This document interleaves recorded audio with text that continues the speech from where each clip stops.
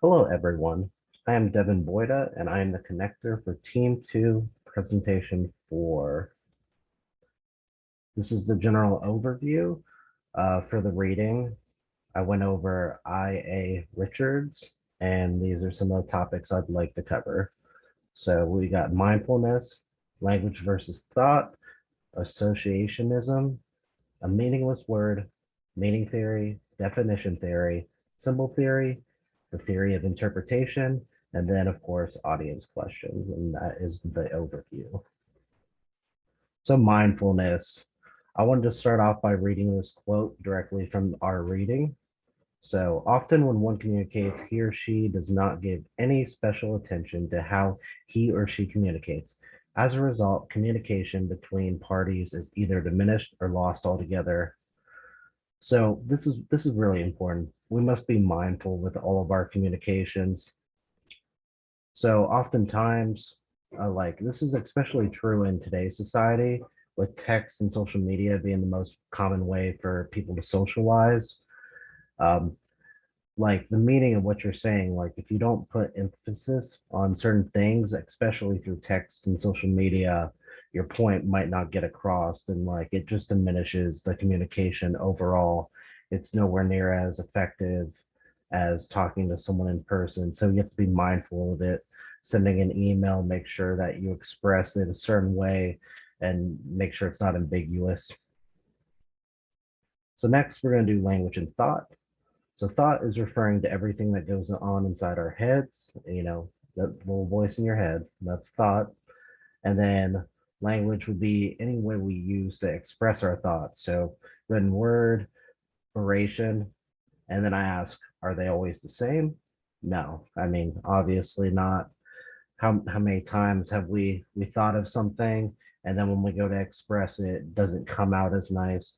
I'm sure there's plenty of people that you've memorized a speech or had it so well thought out in your head, and then you go to conversate.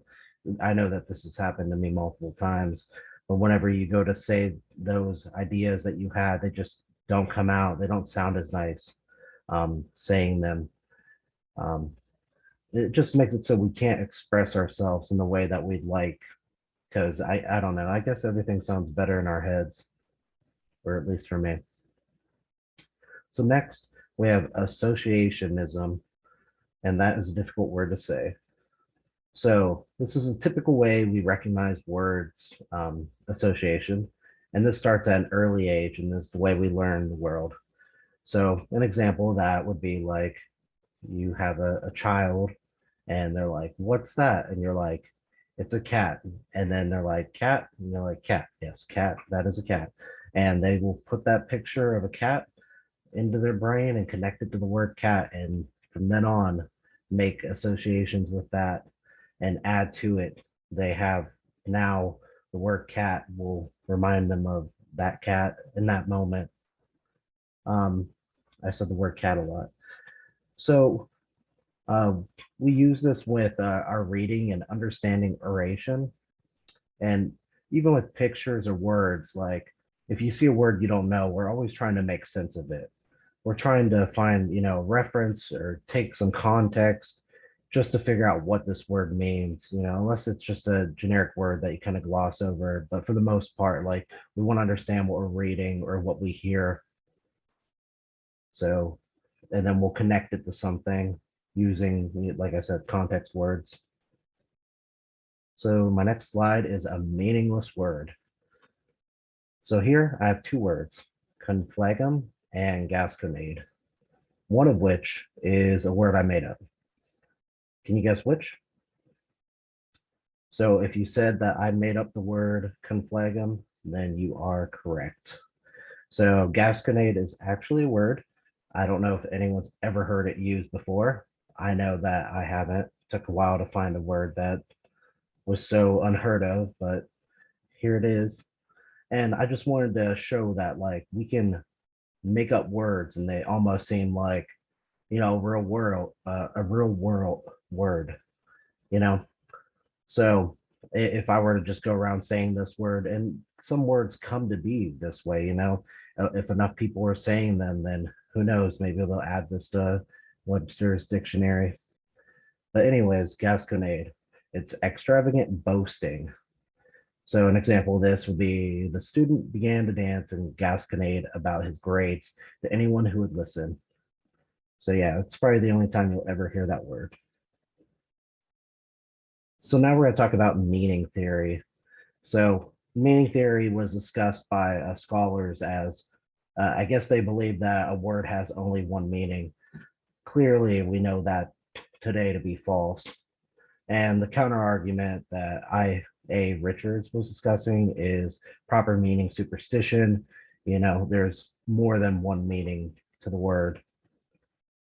You can't just have just one meaning. Um,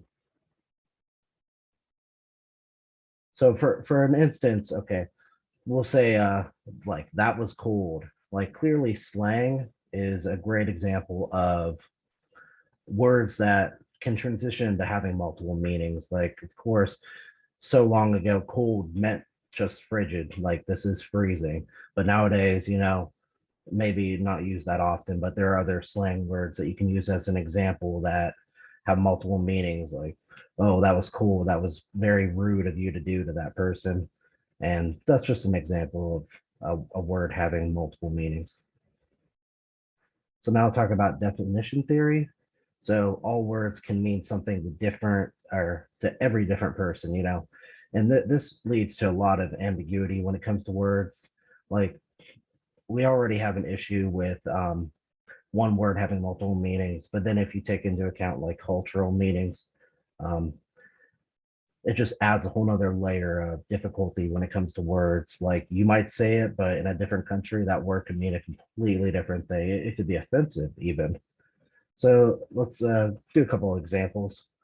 We have football. Clearly, football means, you know, football with a football here. And then you go across the ocean, and then now football soccer, which makes a lot more sense if you think about it. But that's just one example. Another example, a cultural one would be a first floor. America, or in America, the first floor is considered the ground floor. I mean, obviously, we know that. But the British actually consider the floor above the ground floor level to be the first floor. So that can cause a lot of confusion for, British to American tourists. And that's my example for definition theory. Now we have symbol theory. So this is the way our brain processes and understands the world around us. And the symbol theory was thought, referent, and symbol. I'll talk about the picture a little bit. So the thought is I want to get a dog, and the referent would be an actual dog that you've probably seen, like what you picture when you think of dog, the first thing you picture. And then the symbol is DOG, the word or the mental image. Um, so another example, and symbol theory actually helps us out. This is really tied into associationism, but it's just the connections. Like for instance, let's say I go and I take a shower and I'm like, ooh, it's like it's really hot or whatever.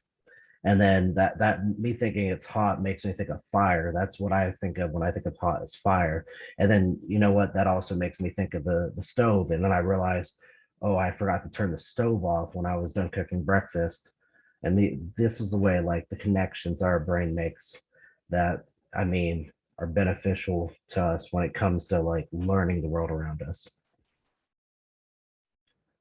So the next thing, and actually I think it's the last thing, is the theory of interpretation. So even if something seems clear, it may be interpreted differently depending on who's reading it. This is even more true when it comes to the written word, so be thoughtful when you write. Now, I'm sure we've all had misunderstandings. Um, say you get an email, and this was actually my example, is I got an email from someone and like I read it one way and I like took it negatively. I thought that they were coming at me in a sort of way. And then I had my wife read it, and she was like, I think you're just reading it that way because I don't see it. And just different people can read stuff in different ways. And like by their perspective, even personality wise, interpret it different ways. So it's not always, this is something that we have to pay attention to is when you're speaking to someone, you have to make sure that you're doing a good job to put your information out there in a way that they'll interpret it the way that you want to. You actually will have to think about that dynamic because you might say something that's true, but if they interpret it the wrong way, then the message can get mixed up because it's not as simple as I have a thought, I speak it, and then you hear it and process it the same way that I was thinking it. There's so much vagueness and room for, you know, confusion. So here's my conclusion. We just, in general, we should be mindful of the way we express ourselves and know that certain words may mean different things to different people. Take care, especially when it comes to text, because text and email and social media, they're lacking the inflection and the way people speak.